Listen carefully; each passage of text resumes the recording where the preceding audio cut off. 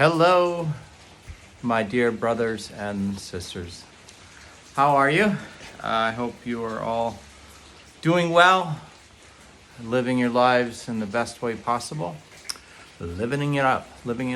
My jaw, if I talk a little weird for a little bit, it's because my jaw's a little frozen. I'm out walking in the park near my house, as I so often do, to get my nichas in. And today I'm intending to send out an email, like newsletter, to all of you.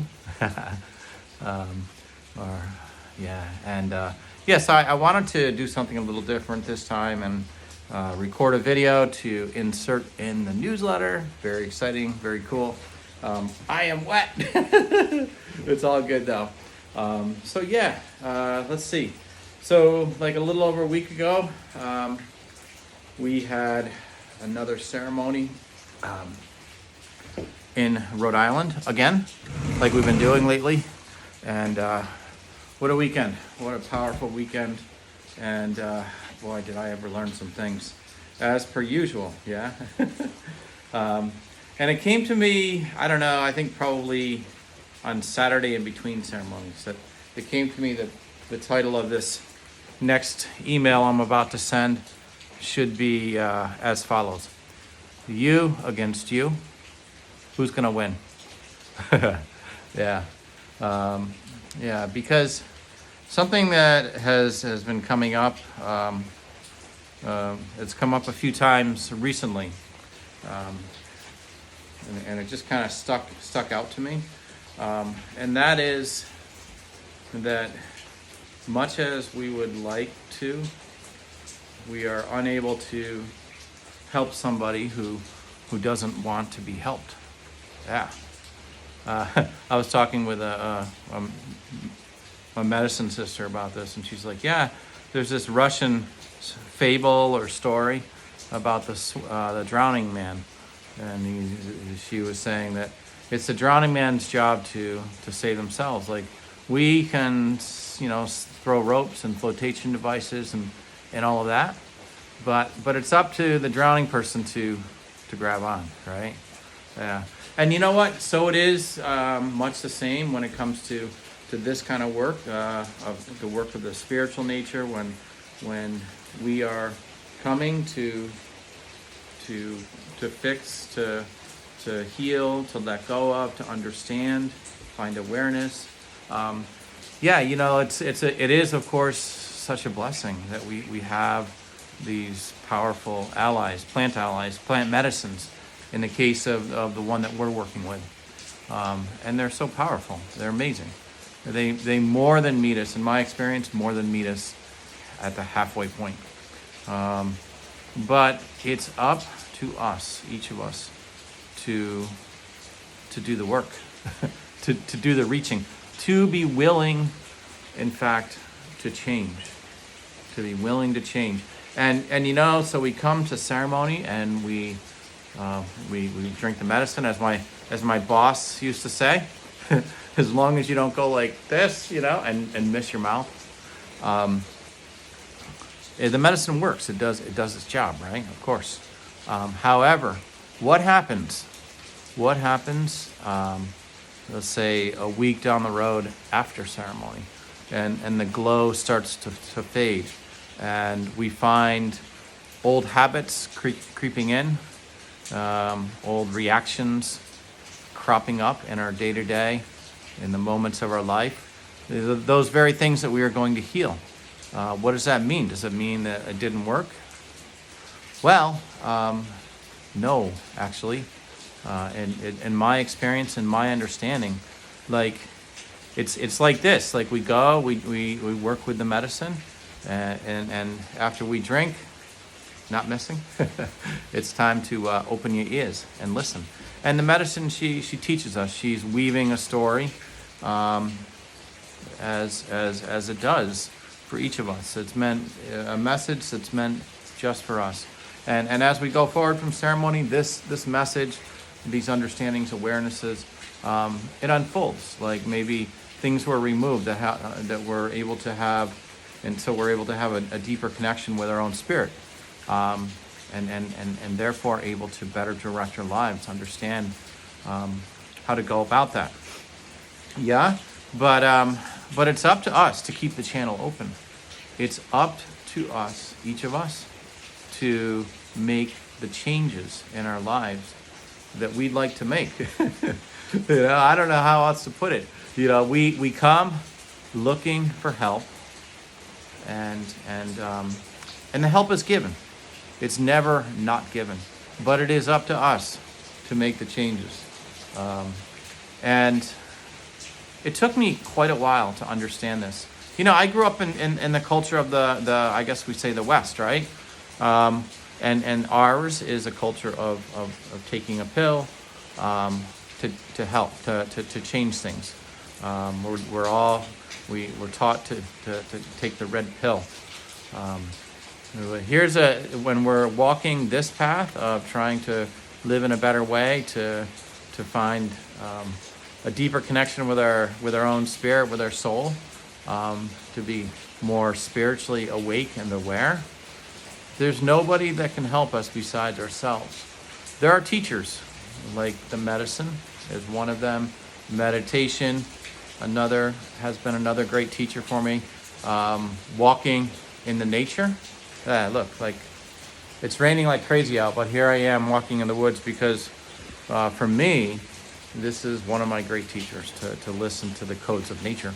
And this is something I'll be talking about, the codes of nature, in future videos. But it's up to us to do the work to make the changes in our daily life. And so often, and I know in my own path, the question comes up, am I willing to change? Or would I rather just sit there today? I'm going to sit and, read my book, watch Netflix, do something, whatever, that I can think of to do. So sometimes it seems, so often it has been in my life, do whatever I can to avoid doing exactly what will, in fact, make change in my life. It's crazy. I'll be honest, in my life, that pattern has gone on and on and on and on for frickin' decades. Yeah. In fact, I had a good idea of some directions and some changes that I could make that would be positive and put me on a path towards healing. Now, did I do it? No, I chose to take the easy way. And so yeah, not only do we have to be willing to change, but we have to be willing to be honest and to let go of what has been, the way we've been living. We have to let go of who we have been. And I know from very deep personal experience, this is, in my opinion, probably one of the most painful things, the evolutions that we can go through. It's a process, usually, that we can go through as a human being. To let go of what we have been, what we think is true, the way we have been living, and to reach for, usually it takes us, we have to find a place of desperation to reach for the unknown, because that's what it is. I know in my own life, I've had to reach so often a place of utter desperation and a place where I'm just so sick and tired of the way it has been that I'm just not willing to do that anymore. Go through the same cycle over and over and over and over again. And I'm just so, I reached that place of just being so sick and tired that then finally I'm willing to change and to do things in a different way. And at that point, I'm willing to listen. I have been willing to speak. I have come to a place where I'm able to listen to a teacher, to a guide, to a plant medicine, and to actually follow through. And so the listening is not only just in ceremony. Yeah. In the beginning of this path, it's more like a 50-50 balance. So we're told. The understanding is handed to us by the Taitas. The medicine does 50% of the work, and we, get to do 50% of the work. I have found, and I believe it's true, as we progress down the pathway, as more work is done, as more layers are shed, as we are finding a deeper connection with our own spirit, with the spirits around us, with our teachers, be they medicines or actually living teachers. As we go further down the path, I believe it starts to shift, and to more like 80 or 80-20, where the medicine is doing the heavy lifting has already been done, and we're given maybe a little more awareness, and then as we go forward into our lives, we get to put that into effect. Yeah, nothing changes. Nothing changes. Go figure, unless we want it to change, unless we actually go and change and make that happen. What does that mean? Like I was mentioning earlier, we need to listen. We need to listen. We need to go find silence. We need to make a practice, a discipline of every day, at least once a day. And I found it very useful to do this more than once a day. Meditate, yoga, move your body. These are just some of the basic practices. There are many, right? So, okay. I'm not going to make this too long here. Let's see. Oh my goodness, we're over almost 12 minutes. So, I am very grateful for each of you, my brothers and sisters, who are walking this path with me. Because in truth, each of you have been a teacher to me, and have given me hope and shown me what beauty is, and what perseverance is, and what love is, and so on, right?